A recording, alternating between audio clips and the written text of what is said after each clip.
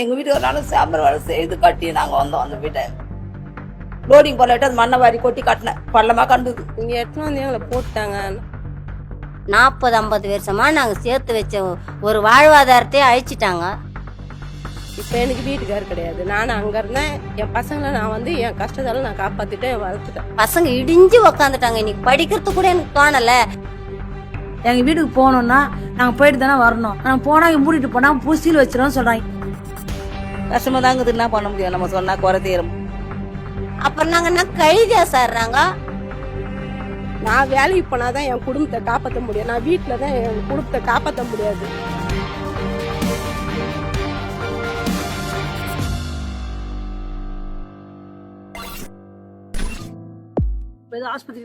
இல்லையாப்பா, எதுவுமே இல்லையே. மருந்து மாத்திரை வாங்கினா எங்கே போகிறதுக்கு போனோம்? அது அவ்வளோ தொழில் போகணுமா? எங்கேயோ ஒரு ஊர் சொல்கிறாங்க. என்ன ஊருன்னு தெரியாது. என் வீட்டுக்கு கை கால் ஊந்து 5 வருஷம் ஆகுது.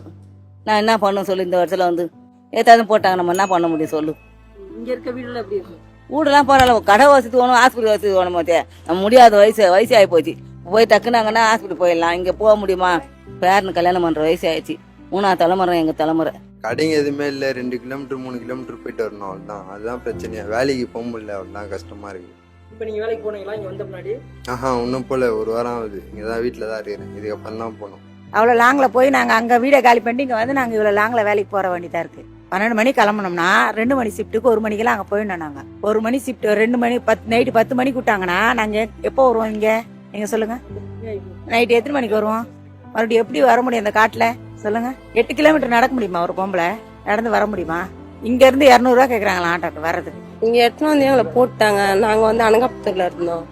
நல்ல வேலை வாய்ப்புலாம் எங்களுக்கு வசதியாக இருந்துச்சு. இங்கே வேலை வாய்ப்பு கிடைக்கிறது கஷ்டமாக இருக்குது. நாங்கள் எப்படி போகிறதுன்னு தெரில. எங்களுக்கு எல்லாமே அங்கே தான் பழக்கமாக இருக்குது. இப்போ எனக்கு வீட்டுக்கார் கிடையாது. நானும் அங்கே இருந்தேன். என் பசங்களை நான் வந்து என் கஷ்டத்தால நான் காப்பாற்றிட்டேன், வளர்த்துட்டேன். இப்போ இங்கே வந்து நாங்கள் எப்படி வேலைக்கு போக முடியும்? நேற்று போயிட்டு 200 ரூபாய் கொடுத்து வந்தேன் சார். நாங்கள் இந்த இடத்துக்கு ஆட்டோவில் இந்த ஊரை பக்கத்தில் இருந்து நாங்கள் இங்கே வர்றதுக்கு அதே மாதிரி 200 ரூபாய் கொடுத்துட்டு வந்தா நாங்கள் எங்கள் வாழ்க்கை என்ன வருது? ஃபோனில் ஒரு டவர் கிடைக்கவே மாட்டேங்குது. சுத்தமாக இங்கே டவர் கிடைக்கல. யாரும் ஃபோன் பண்ணால் வரவே மாட்டேங்குது. அந்த லாஸ்ட் போய் மலை பகுதியாக உட்காந்தா தான் டவர் கிடைக்குது. நான் வேலைக்கு போனாதான் என் குடும்பத்தை காப்பாற்ற முடியும். நான் வீட்டில் தான் என் குடும்பத்தை காப்பாற்ற முடியாது. நாங்கள் என்ன பண்ணுறதுன்னே எங்களுக்கே தெரியலைங்க. வந்ததும் இப்போ 10 நாள் ஆகுது. நான் 10 நாள் வேலைக்கு போகல. நான் என்ன பண்ணுறது? இந்த பசங்களுக்கு ஒரு ஹாஸ்பிட்டலுக்கு கூட எங்குமே போக முடியல. குழந்தைங்க வயிறு வலிக்குதுன்னு சொல்லிட்டு கூட எதுவுமே பண்ண முடியல. அதே மாதிரி ஒரு தலைவலின்னு ஒரு மாத்திரை இல்லை, எதுவுமே இல்லை. ஒரு கடை வசதி எதுவுமே கிடையாது சார். இங்கே எதுவுமே இல்லை சார். எங்களை ஒரு அகோதரி மாதிரி எடுத்துன்னு வந்து இங்கே போட்டாங்க. எங்கள் இருந்த வீடே பரவாயில்ல சார். அநியாயத்துக்கு இந்த பிளாட்டுன்னு சொல்லிட்டு எதுவுமே இல்லாத ஒரு கதவு கூட சரியாக இருக்க மாட்டாங்க. எதுவுமே இல்லை. சுவிட்ச் போர்டும் சரியா இல்லை. எல்லாமே ஆட்டம் கொடுத்து போயிருக்கு சார். எங்களுக்கு இது விட்டு அப்படி தாண்டனா பயமா இருக்கு. இந்த காட்டுல திருடங்கெல்லாம் வருவாங்கன்னு சொல்லிட்டு ஒரு பயமா இருக்கு.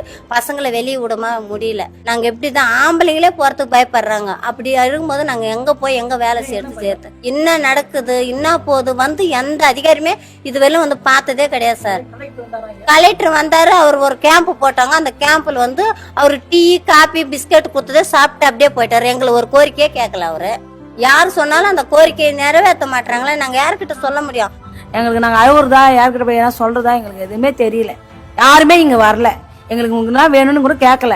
ஆனால் ஆதார் கார்டு மாற்றுங்க, ரேஷன் கார்டுங்க மாற்றிங்க அதெல்லாம் இங்கே சொல்கிறாங்க. எங்களுக்கு இங்கே ஒரு லோக்கலில் ஒரு கடை இருக்குது. சின்ன கடைக்கு பொட்டி கடை இருக்குது. அந்த கடையில் போய் கேட்டாக்கா 10 ரூபாய் பால் பாக்கெட் வந்து 20 ரூபாவாம்.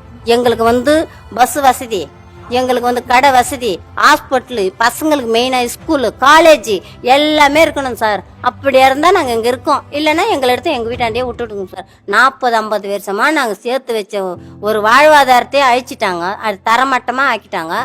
கிட்டத்தட்ட எங்களுக்கு என்ன வயசு? இப்போ 50 வயசு ஆகுது. இதுக்கு மேலே நான் எந்த இடத்துல போய் நான் வேலை செஞ்சு என் பசங்களை படிக்க வைப்பேனா? என் பசங்களுக்கு ஒரு வீடு வாசல் வாங்குவோன்னா நான் என்ன பண்ண முடியும்? பசங்க இடிஞ்சு உக்காந்துட்டாங்க. இன்னைக்கு படிக்கிறது கூட எனக்கு தோணல. இந்த அரசாங்கம் இப்படி எல்லாம் பண்ணலாமா? எவ்வளவு தப்பு. நீங்க கொடுத்துட்டீங்க வீடு, எங்களுக்கு தான் கொடுத்தாச்சு. அதுக்கப்புறம் இப்ப நாங்க இங்கேயே உட்காந்துருந்தா எப்படி வேலை வசதி எப்படி இருக்கும்? இது பார்த்துட்டு நாங்க 2 வாரமா இங்கேதான் உட்காந்துருக்கோம். சேர்த்தாச்சு, ஃபீஸும் கட்டிட்டேன். இப்ப எடுத்துன்னு இந்த இடத்துல போட்டா பொம்பளை பசங்க எப்படி போவோம் காலேஜுக்கு? ஒண்ணு அப்பயே சொல்லிருக்கணும். திடீர்னு வந்து எடுத்துட்டா நான் ஃபீஸ் எல்லாம் கட்டிட்டேன். பல்லாவரத்துல 1 படிக்குது, மாங்காட்டுல 1 படிக்கிறாங்க. நான் என்ன பண்றது? 2 பொம்பளை பசங்க வச்சுட்டு இந்த இடத்துல இருந்து எப்படி நான் காலேஜ் கிட்னு போறது? காலேஜ் திறக்க போறாங்க. நான் என்ன பண்றதுன்னு தெரியல. அதனால ஒண்ணுமே புரியல.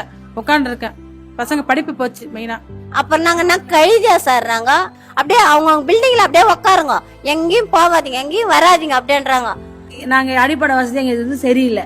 எங்க வீட்டுக்கு போனோம்னா நாங்க போயிட்டு தானே வரணும். நாங்க போனா இங்க மூடிட்டு போனா புசில் வச்சிரும் சொல்றாங்க. எப்படி சார் சொல்லலாம்? அப்படி அவங்க அடாப்ட் பண்ண வீடு தான், ஆள் இருக்கணுமா கம்பல்சரி. ஆனா ஒருத்தர் இருந்து ஆகணுமா? இங்க நீங்க போக கூடாது, இங்க இருக்கணும்னா எப்படி நாங்க இருக்கிறது? ஒரு 450 ரூபா கேக்குறாங்க ஆட்டோ புக் பண்ணி போனாலும் வந்தாலும். அங்கே எல்லாமே வசதி எங்களுக்கு, லாத்து பசங்க எல்லாமே வசதி எங்களுக்கு. இன்னாண்ட ஹாஸ்பிட்டல் இருக்குது, எல்லாமே இருக்குது. 10-11 மணிக்கு 2 மணிக்கு கூட போவோம் வருவோம். ஹாஸ்பிட்டலில் ஊசி போட்டுன்னு வருவோம். வேலை வாய்ப்பு செய்துட்டு ஒரு 2 மணிக்கு கூட வருவோம் நாங்கள். ஆமாம், ஜல்லி போடுற வேலை தானே. 200 மூட்டை ஓடணும், லேட் ஆகும். அந்த வேலைலாம் செய்துட்டு 2 மணிக்கு நாங்கள் பஸ் விட்டு இறங்கி போவோம். எந்த ஒரு பிரச்சனையும் கிடையாது எங்களுக்கு. இங்கே எப்படி நாங்கள் வர முடியுமா? ஒன்றுமே இல்லை. நேற்று போனோம், ரேஷன் வாங்கினதுக்கு போனோம். அனகாபத்துக்கு ஒரு நாள் ஆகுது. போகிறதுக்கு ஒரு நாள், வரத்துக்கு ஒரு நாள் ஆகுது. மணி 4-3 ஆகி போகுது. நாங்கள் எப்படி சாப்பிட்றது, என்ன பண்ணுறது? நாங்கள் வாழ்வாதாரம் எங்கள் ஒன்றுமே இல்லை எங்களுக்கு. ஜல்லி போடுற வேலைக்கு போவேன், ஜல்லி போடுற வேலைக்கு போவேன். இந்த கட்டட வேலைக்கு செய்கிறாங்களே அந்த வேலையை எங்கள் வீட்டுக்கார் வண்டிக்கு போவார்.